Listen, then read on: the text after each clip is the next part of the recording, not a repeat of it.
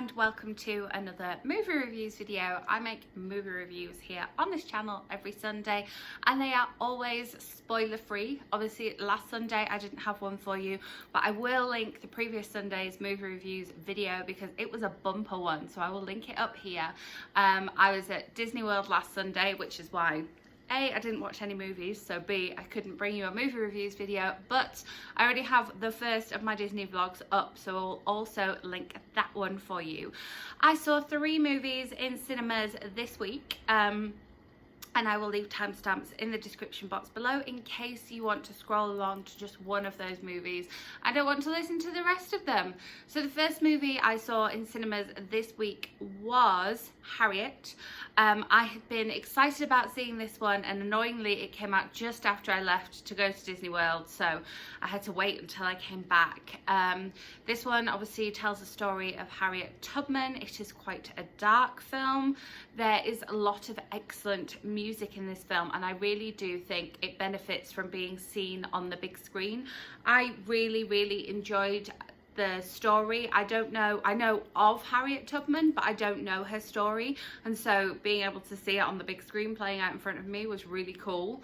Obviously it's very dramatized and has some big names in there, but I really enjoyed the film. And like I say, because of the music and because of the dramatic nature of it, we get to see a lot of the landscape. We get to see a lot of city scenes in Philadelphia and in Baltimore, and so it really does benefit from being on the big screen. If you know the story of Harriet Tubman, then I don't have an awful lot to tell you about the plot or my thoughts on that. And if you don't know the story, I'm not going to spoil it for you, so I just really recommend this one. I really enjoyed watching it. Obviously go into it knowing that it is a dark film, it is a dark story, but yeah, I really recommend seeing this one on the big screen. Then the second film I saw in cinemas this week was Last Christmas. I've been so excited for this one coming out. I love a rom-com, and I love a Christmas movie, and this film mashes those two things together, all set to the music of George Michael. What more could you ask for?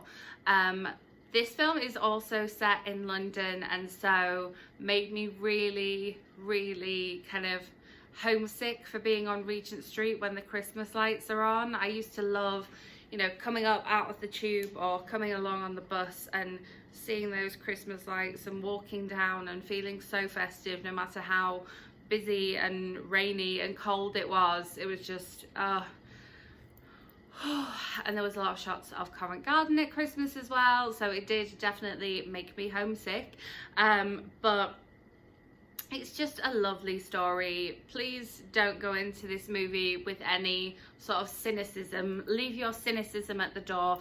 Bring your sense of magic with you, and just let yourself be absorbed in the Christmassy wonder of London at Christmas time with Emilia Clarke and Henry Golding and Emma Thompson, and it was just lovely.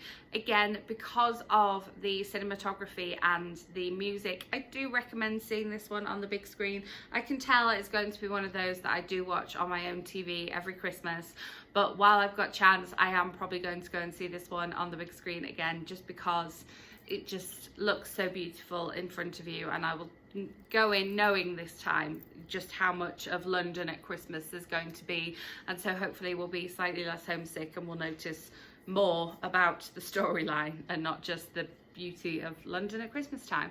But yes, again, another one I really recommend.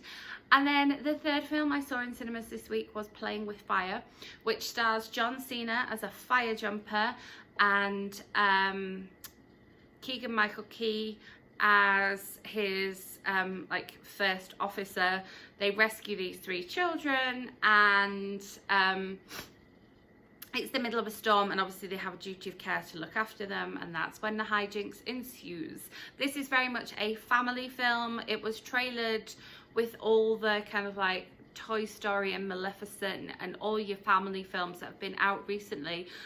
So it's definitely one that you can go and see as a family, and not just as a single woman on your own on a Friday morning. But it was just everything that the trailers made it out to be. It was quite silly, it was quite funny, there was some heartfelt moments. It's nothing too groundbreaking, but it is exactly what I needed to watch this Friday morning, and I really enjoyed it. Do I think that this one is one that you have to rush out and see whilst it's at the cinema? No, not really. As I say, it would be a good family outing because there is something for everyone here.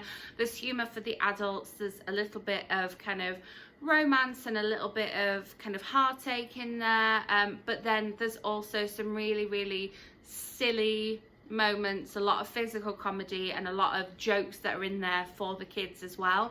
So if you are looking for something to go out and see as a family, I definitely recommend this one because there is something for everyone in here.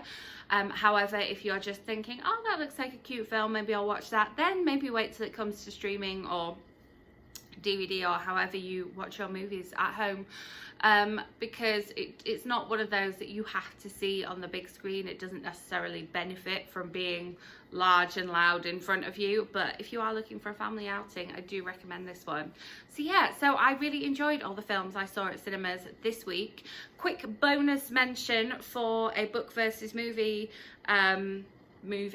that I have a video for coming up on my channel. It's probably be the next video that's uploaded, and that is Let It Snow, which is an adaptation of the novel of the same name by John Green, Lauren Miracle and Maureen Johnson. The novel has 3 different romantic YA Christmas stories and they're all interconnected in some way, and the movie just came onto Netflix on Friday. I watched it on Friday afternoon, and as I say, we'll have that book versus movie video up for you. But just as a film on its own, as a Christmas film, I can tell that this is going to be another one of those that I come back to and I watch every Christmas because it was such a cute Christmas film. I absolutely loved the soundtrack as well. I didn't know that they were going to kind of put so much into the music for the film. I don't know why I didn't expect that, but yeah, I really enjoyed the soundtrack as well. And the way they tied the 3 stories together in the movie I thought was really clever.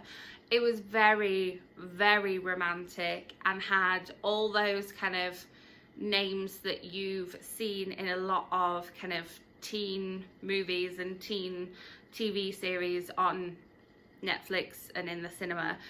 So it was a lot of recognizable people and it was just lovely. I kind of already want to watch it again and it's on Netflix, so I may as well. Maybe I'll take it down to the gym with me next time I go down. But yeah, I just wanted to make a special mention for that because I really enjoyed it, and so that is a hard Netflix recommendation from me. And just to make you aware that I will be bringing you my book versus movie video, that one probably as you're watching this either tomorrow or Wednesday. So you're going to want to make sure you are subscribed so that lands in your subscription feed. If you enjoyed this video, give it a thumbs up, and as always, if there is a particular movie you would like me to go to the cinema and watch and bring you my thoughts on here next week, let me know in the comments. I am always happy to do that. So I will be back with more bookish and Disney content in the week for you, and I will be back with another movie reviews video for you next Sunday. So I will see you then. Bye bye.